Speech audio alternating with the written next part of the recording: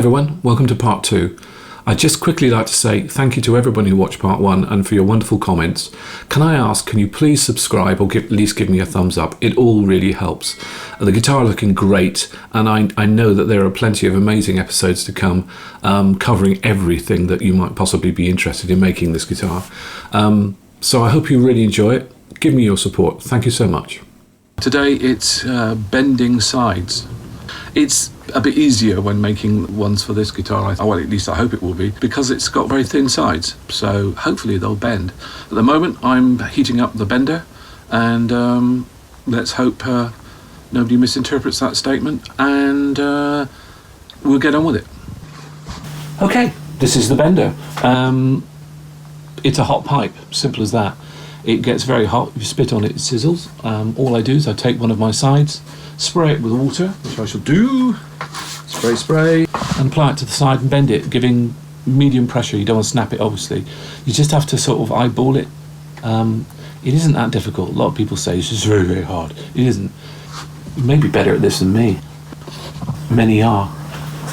Here we go, just push it on the side, hold it on, get it good and hot. What I do is lay it up against the flat side, because it's got an ovular shape. In fact, it's egg-shaped looking down. So I offer it up to the side of the egg shape, and that's the flatter bit. That gives you a greater overall area. And then basically you just work on it from either side and push.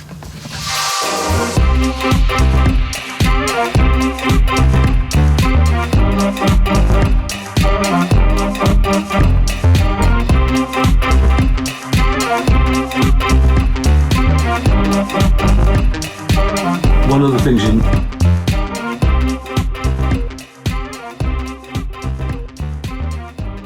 the major bend from the strap button around the bottom bout is done. We need to make the counter curve here, which is where your knee would go if you're playing across the knee, to curve it back to make the other curve. So that's sort of like the bottom curve done. A bending we will go. Let's have a look. It is bending, surprisingly, successfully. Some wood just fights you all the way. I probably just want to recurve this back that way a little bit, just to take it round to the horn, but as it doesn't need to go around the horn, as it quite frequently does in other builds, this build is much easier in that respect, and I suspect that Harmony decided to do this to simplify the construction of the guitar and make it much easier to make. So it will actually go on the body like this. I'll cut that end to length, and then this will be cut to length, and the piece that is cut here, this will then push back into that little groove.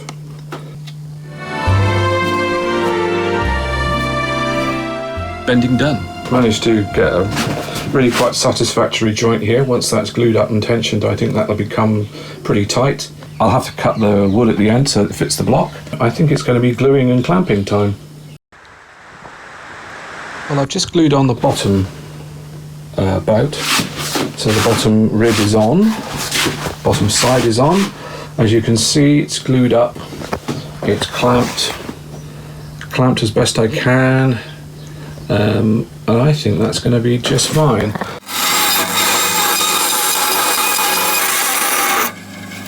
That'll do. This pushed in around the edges. The little saw marks, so the little cuts in it, allow you to bend it to the curve, and it gives tremendous strength to the edge of the guitar. I mean, it becomes what really holds it together in the end.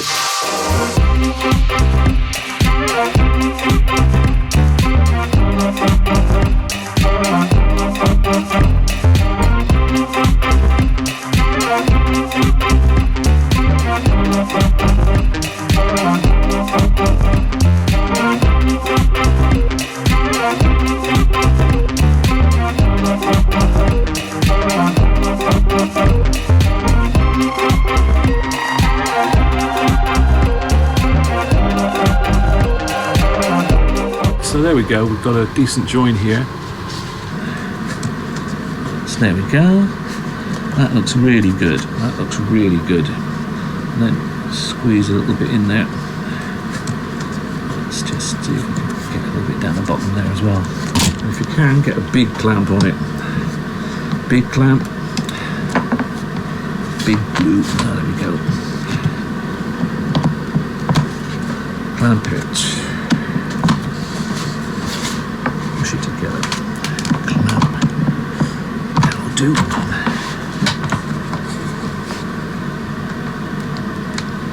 Everybody thinks we use too many clamps. And there's the old adage, there's no such thing as too many clamps. I've got a lot of clamps, and occasionally I run out.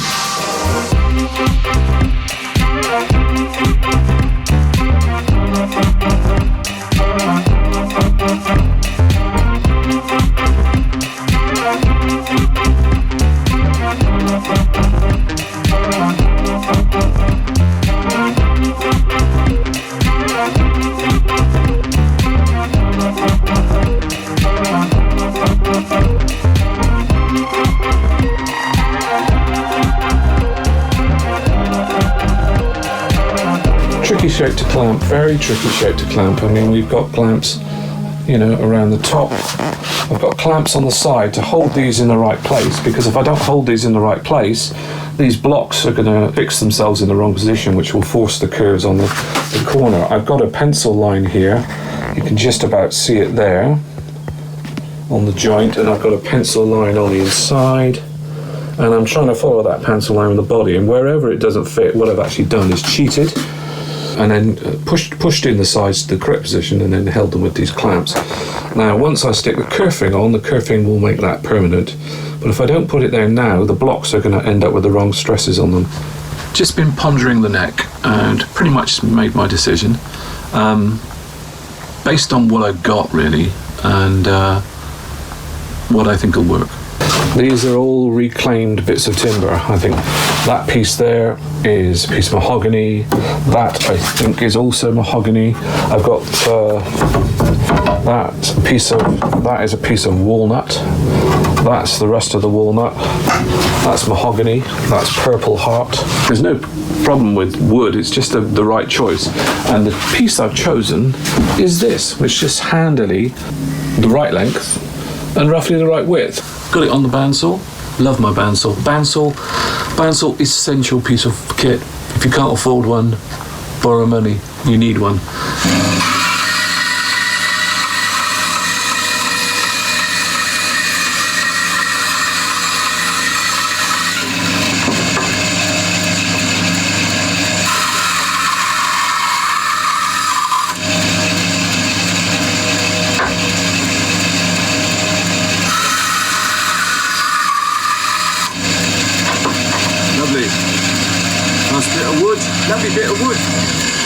Lovely bit of wood.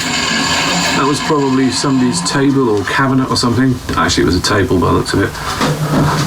Number 4, plane.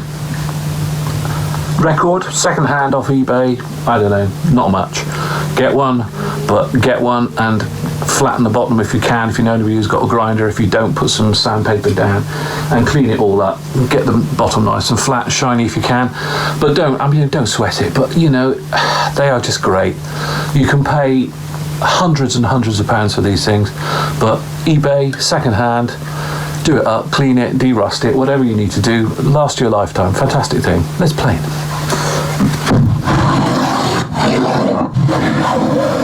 Look at that. Oh yes. I planed both sides of this and the other side. In fact, I'll show you the other side. There you go, all planed up. I think that once we get through this wax top, which was somebody's tabletop, we should be able to plane this quite successfully. Let's see what happens. Oh, that's not so bad. Oh yeah. See, we're beginning to get it all ready. Oh yeah, this is coming up nice. There we go. In fact, that was a lot easier than I was expecting.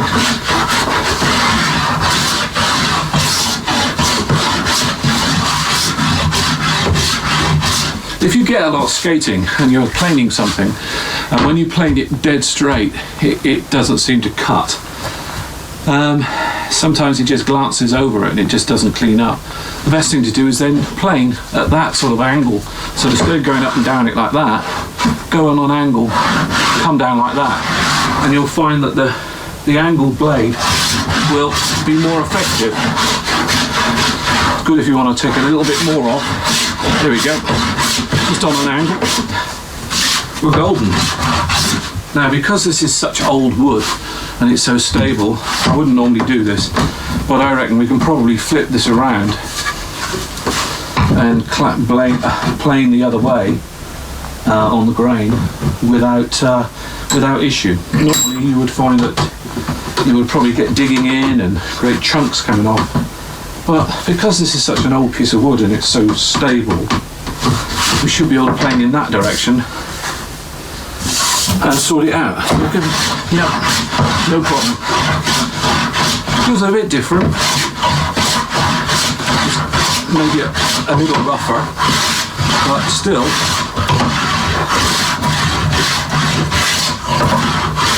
The flatter we can plane it, the better. And that's actually easier the longer the stroke. So I think that will do. So that's that side planed, edges planed, other side planed. Nice nail hole there we're going to have to deal with. Ready for the next stage. I developed what I thought was a very clever thing. This is an angle cutter. So it goes into my bandsaw and it cuts a 15-degree angle, which is about perfect for Les Paul type headstocks. This one I measured at 13, but I'm going to give the 2mm.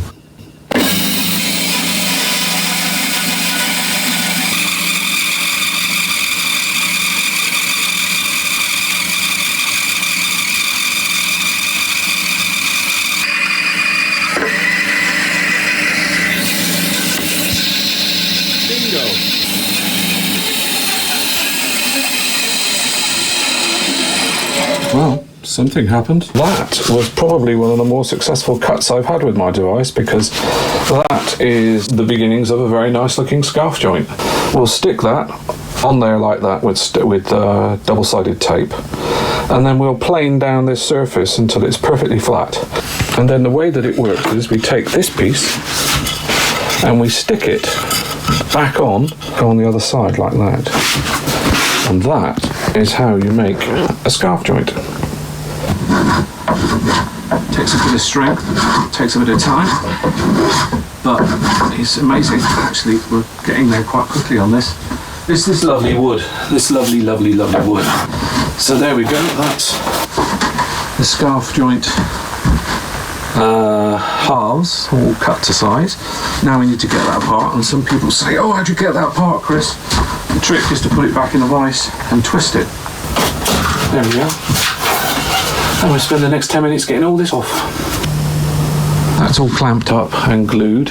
Sorry I couldn't film this for you. It's just that I suffer from terrible glue and clamp stress. It's a difficult thing to clamp because one piece wants to go that way, and as the two pieces slide backwards and forwards against each other like this piece tries to slide that way. So you've got to clamp this down.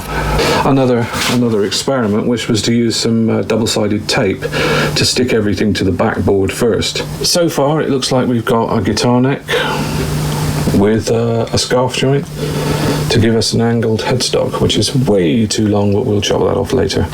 No point in chopping stuff when you don't need to. So I've just popped in to have a look at the gluing, and it's all glued very nicely.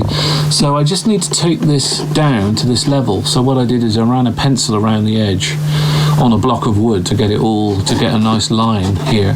But of course then you need to take it off, and I'm using my block plane. The trouble with the block plane, it takes a while, and then you need to go over it. Got to be very careful. Actually, the easiest way to do this is with a good old-fashioned sharp wood chisel, the widest one you can get, and then just get in there and go like this. And you take a lot off with great precision and make real progress on this.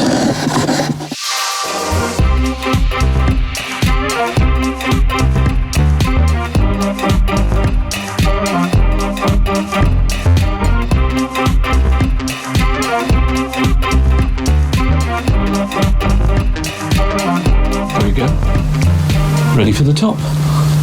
Fantastic. Spread that out, get that up the top.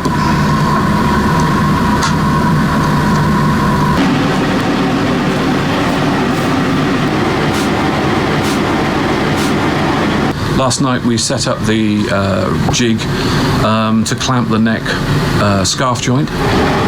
So I unclamped it this morning. It's all looking good. The scarf joint is looking comfortable. It's taken a little bit off the length so that the headstock's not so long.